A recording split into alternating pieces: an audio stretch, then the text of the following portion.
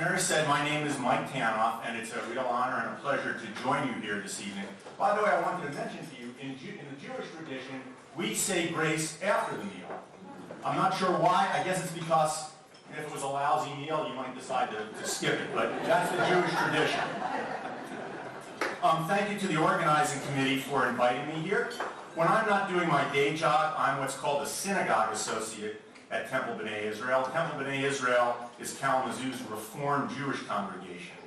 Basically, being a synagogue associate means that besides receiving a little bit of training from the Union for Reformed Judaism, I basically paid attention when I was in religious school as a child and a teenager.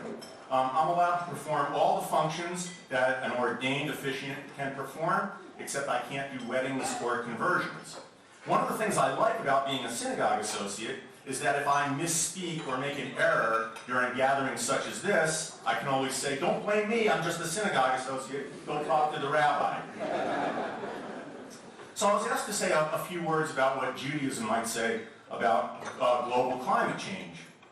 Well, to begin with, I thought we might want to define Judaism. Of course, one could argue that this is kind of a foolish task because every strand of Judaism might choose to define itself differently, and every Jew might choose to define Judaism differently. There's an old saying, by the way, ask 5 Jews, get 6 opinions. But recently I came across a definition of Judaism in the winter 2014 issue of the Reformed Jewish Quarterly that I both embrace and find appropriate for Reformed Judaism and for this evening. So that definition was, Judaism is the Jewish people's ancient and ongoing efforts on behalf of tshuva. Tshuva is a Hebrew word that a really good translation of it means turning from narrow-mindedness to spacious-mindedness, and on behalf of tikkun, another Hebrew word, which is engaging the world in a way that promotes universal justice, compassion, and dignity for all life forms, rooted in the realization of the unity of all life in and as the one who is all life. That all can be loosely translated as healing, that's what tikkun is. And returning to our true nature as vehicles for godliness, as mentioned in Genesis chapter 1, verse 26, and transforming the world through justice and compassion. So by definition, by this definition at least, a Jew must have compassion for the earth and all its inhabitants, human and otherwise, must engage the world in a compassionate way that promotes justice, and must recognize the unity of all life. So isn't that at the heart of the examination of global climate change? That we are at one with the world in which we live, and if something is broken with the world, we are charged to heal it. To close this thought, let's examine a famous passage from the book of Genesis, a passage that's been the source of much controversy, Genesis chapter 1, verses 26 and 28. And God said, let us make a human in our image, and let them dominate the fish of the sea, and the birds of the skies, and all the domestic animals, and all the earth, and all the creeping things that creep on the earth. And God blessed them, and God said to them, be fruitful and multiply, and fill the earth, and subdue it, and dominate the fish of the sea, and the birds of the skies, and every animal that creeps on the earth. Okay, what does this really mean? In order to understand this passage correctly, we have to remember 2 things. Number 1, that humans were created in God's image, and number 2, that God is in fact issuing the commands. Thus, there should be no ambiguity in what the verse says regarding the phraseology to dominate the earth. As stated emphatically by Richard Elliott Friedman, who's a professor of Jewish studies at the University of Georgia, incredibly, some have interpreted this command to mean that humans have permission to abuse the earth and animal and plant life, as if a command from God to rule did not imply to be a good ruler. It's that simple. The creation story in the Bible is a clear, unambiguous charge for humans to be good stewards of the earth. If our activity over the past 150 years has caused harm to the earth, then as good stewards, we have the responsibility and command from the Almighty to heal. Plain and simple, or as my wife likes to say, done and done. With that said, I now take great personal pleasure in introducing this evening's speaker, Dr. Ahmed Hussen, Professor of Economics at Kalamazoo College. Dr. Hussen earned his PhD from Oregon State University with a specialization in natural resource economics. He joined the faculty of Kalamazoo College in 1985 and currently co-directs the concentration in environmental studies with biology professor Binny Girdler. Dr. Hussen's many scholarly accomplishments include serving as a Fulbright Scholar at the University of Botswana and earning Kalamazoo College's highest academic award, the Florence J. Lucasi Lectureship for Excellence in Teaching. Dr. Hussen is the author of numerous scholarly publications in the field of environmental and resource economics, and his iconic book, Principles of Environmental Economics and Sustainability, an Integrated Economic and Ecological Approach, was published in its 3rd edition in 2012. Having mentioned many of Dr. Hussen's accomplishments, I would be remiss if I did not add one final note. He's a really nice guy. So without further delay, it's my delight to introduce to you this evening's speaker, a person whom I was privileged for 9 years to call my colleague and friend, Dr. Ahmed Hussen.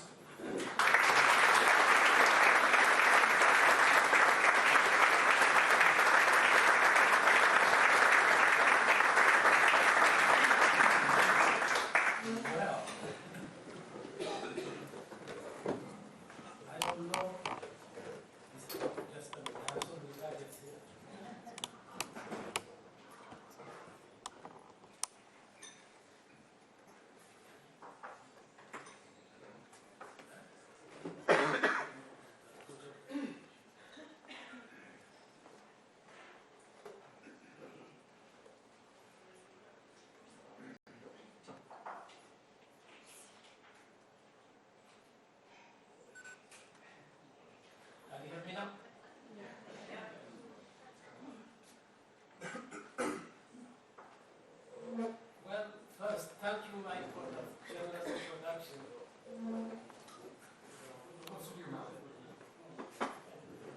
Oh, okay. Thank you for that. Yeah. Thank you for that generous introduction. I don't know, when he was talking about me, I thought he was talking about somebody else. Anyway, I'm here today, and before I do that, I want to thank also Steve Berkman, who dared me to do this. I don't know whether I should thank him or what, but anyway, I hope things will work out, and I don't want to come here and stand and talk about as if I'm an expert in this thing, but I just want to come and really share with you what I know about this particular topic, that is debating the costs of climate change inaction. Okay, and let me just clarify. Economists, when they say cost, they really don't mean just like I go there, I buy a hand watch for $500. That's not the cost of that. Okay? Cost, when economists, when they say cost, that $500. What could I have used it for something else to buy? So that's called the opportunity cost, in the sense, unless and otherwise I really compare what I could have used this $500 for, there is no way I would ever know whether I really wisely spent that money. And for that reason, always costs are opportunity costs. And you will see, when I talk today about climate change, that's the kind of thing. What could we have used the money for, say, whether stopping climate change or just letting it go, okay? What is the alternative costs, that kind of thing. And then the other thing is that when we say, inaction here, I don't mean to say we are not doing anything, but we are not doing enough is the same way thing as not doing anything. So it's both, either we are doing nothing, we are doing very little. That's really what inaction is. Okay, with that, so my presentation today is going to be, first is that I'm just going to give you a brief remarks on the remarks on the ecological costs of the climate inactions. Okay, the reason why I would do this is that because a lot of mainstream economists, I consider myself ecological economists. You can ask me later afterwards if we have time what ecological economists are. Most of the mainstream economists, which is 95% of the economists, don't include the ecological costs of climate inaction. So I want to give you just about no more than 2, 3, 4, 5 minutes about what that is. And then after that, I'm going to talk about the nature of the economic costs of climate change. Okay? So what do we mean by climate change? What are the nature of those things? And then the last one is that I'm going to talk about that the three markedly different economic perspectives on the costs of climate actions. Okay? This is very important to know. Even economists don't agree, but that is always known. You know, economists never agree, especially with important policy issues. Okay? So, the blatant omission of the ecological costs of climate inaction. Can you hear me? Yes. Okay. Am I just, if I'm talking too fast, or if I'm not explaining, raise your hand and let me know, okay? So, generally, when we talk about costs about climate change, okay, we are talking about against what it does. If we do something, what does it do to gross domestic product? Everybody knows what gross domestic product is that the monetary value of all goods and services produced by a given country annually. Okay, so we produce mousetrap, we produce car, we produce oranges, we do hair cutting and all that kind of thing. Just multiply by the price of that items and put it together, and that's what we call the GDP. But the GDP assumes whatever we are producing has market value, market prices, and that's the most important thing. So, and also we can talk about not only national but also world gross domestic product. You will see me talking about that. And so another thing I want to remind you is that this gross domestic product is composed of three things, among others. One is consumption, the other one is investment, the other one is government expenditure. Those are the three major components of what we call gross domestic product. Okay? And 70% of this gross domestic product is household consumption. That's what we consume on an everyday basis. Okay? 70%. So what drives the economy, this GDP, is consumption. That's just keep that in mind. Okay? And so this is a consumption-driven economy. And GDP is really, what this means is that if the GDP goes down, that means unemployment is going to, okay? It's a measure of employment, it's a measure of income, it's a measure of expenditure. So that's why we worry about it. And also, to some degree, it's a measure of our well-being. If the GDP is growing, that means countries is doing well. If the people are employed, and so on and so on and so on. That's why we worry about it. Nobody wants people unemployed without work, okay? So there is some reason for being worried about it. Now, here it is. So, GDP, as I told you, everything in there has a price, market price. But there are goods and services that are produced in our universe, our planet, and that is called the ecosystem services, okay? The ecosystem services are, in this case, are the goods and services produced by agents or conditions created in the natural ecosystem that directly or indirectly contribute to human well-being. For example, food, fresh water, medicine, climate regulations, all these things we get from nature. For example, honeybees, okay? They are important for pollination. They are important for producing and storage of honey. And out of this, as you know, to get flowers, to get fruits, pollination is very important, to get honey. Now, but the services this honeybee does, and these things that we get, that we value, that is important to our welfare,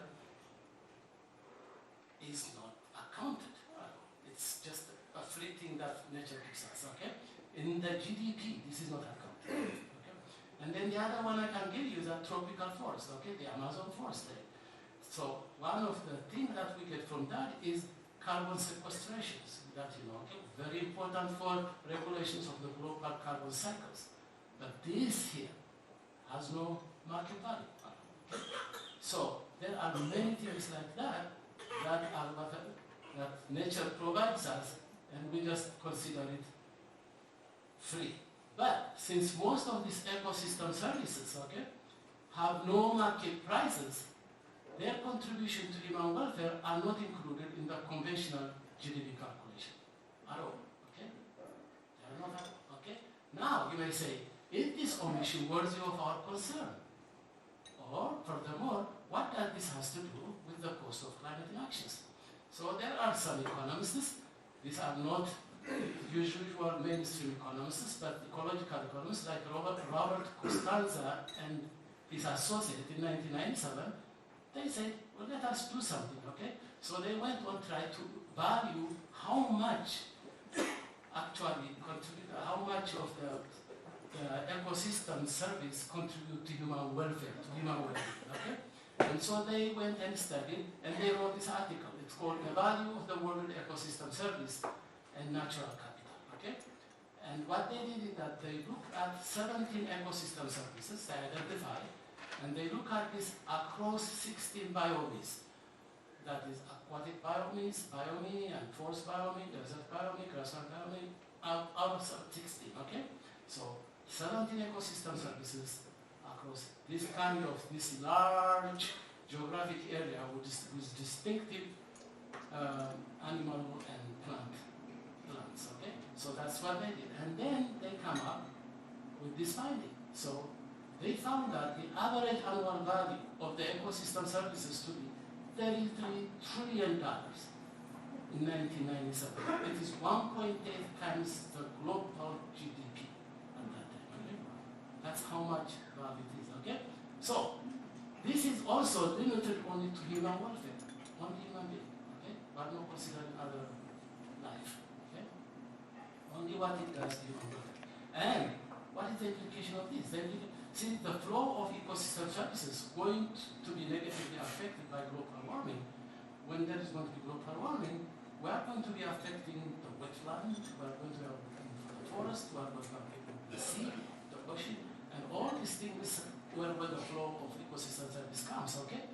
And therefore, the annual ecological cost of climate inaction will be a percentage of the above estimated value of ecosystem service, at least some percentage. Imagine, if it is 3%, say, 3% decline in ecosystem services, that means $1 trillion, okay, annually.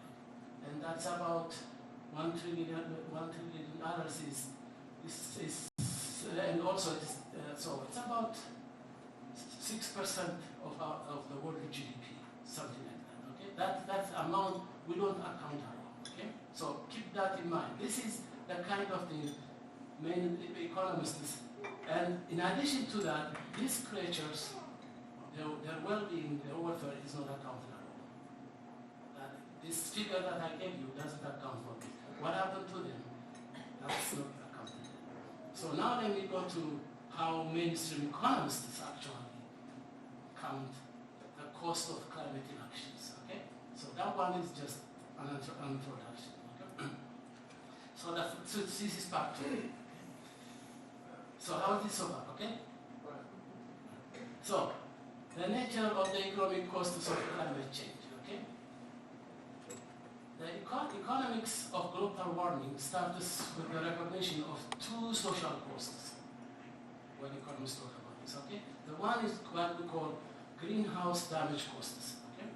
That is the cost of climate inaction. Greenhouse damage costs is that if we don't do anything, what is the cost? And this cost generally is cost deferred to future generations. That's not the cost now.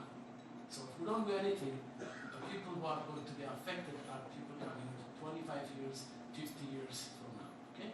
So in generally the way we measure this, the cost deferred cost to future generation is that by the impact it has on the future generation gross domestic product. That's how. So it may reduce, if we don't do anything, the gross domestic product in the future may be reduced by 5% or by 3% or by 2%. Okay? So now the other one is that this is one of them. The other one is the the greenhouse gas abatement costs. And this is the cost of acting now. If we act now, if we do something now, it costs us too. Okay? If we don't do it, costs future generation. If we want to do something, it costs us. Okay? This is generational in a sense. Okay? The cost of acting. This is cost to be incurred by current generation to reduce greenhouse gas emission. And how do we measure that? The impact of that when we do something, how does it affect our current GDP? Okay? So now then, the economics of climate change is just talking about these two costs, identifying these two costs, knowing about the trade-off between these two costs. I'll be more specific on this. Now, let me just go over quickly about what are these costs mean in more general terms, okay? When we say greenhouse damage costs, really what we mean here is that the expected economics and human costs to future generations as a result of the damages done to the natural environment due to global warming. Okay? That's what it is. Okay? So there are two challenges right away. One is there is some uncertainty, you know. Even if we are not a climate deniers at all, okay? We know that it's going to be global warming, we still don't know the extent and nature of the damage. We still don't know. How much is the temperature is going to go up? We don't know. 2%, 3%, 4%.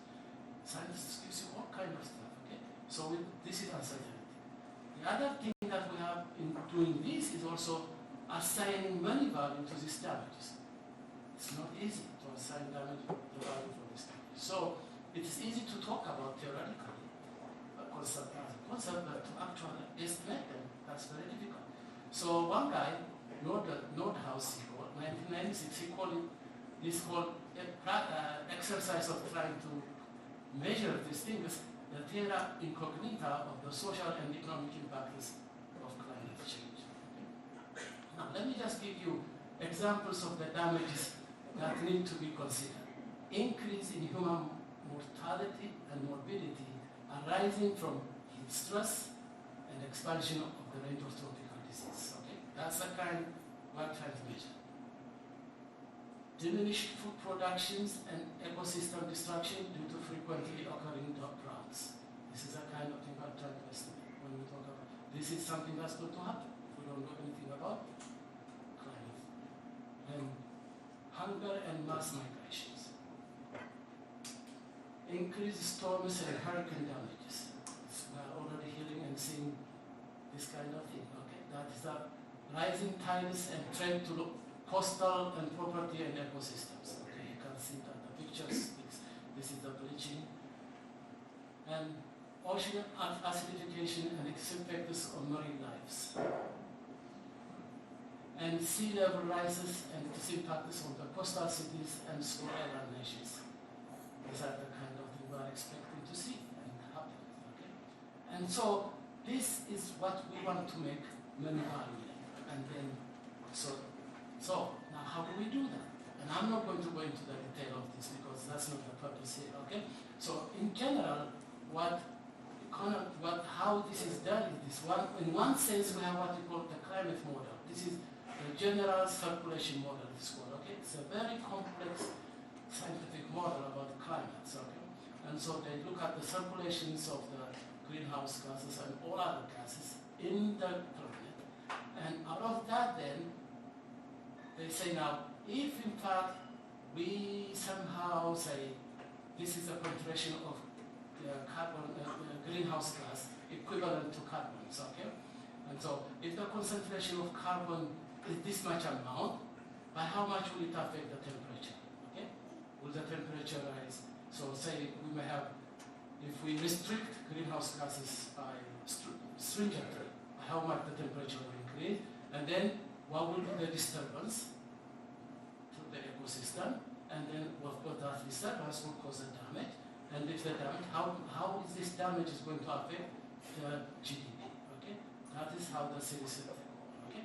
But this is extremely complex matter. I'm not, so like for example, the forecast of the temperature here is going to depend on cloud condition, it's going to depend on the particles in the ocean, in the climate, it depends on the ocean, it depends on the plants, it's biogeochemical consideration that you have to put. Okay? It's very, very complex, very complex. But nonetheless, scientists have some handling for that. So scientists feed to the economists about all this stuff. So that the economists get this damage, and then they have this what they call the economic model. This is the dynamic integrated climate economy model. And that is how they estimate the economic impact, actual dollar value for these topics. Okay? So you have just general idea of this. That's all you need. So graphically, this is what we expect. I'll be quick here. So this is during the industrial period.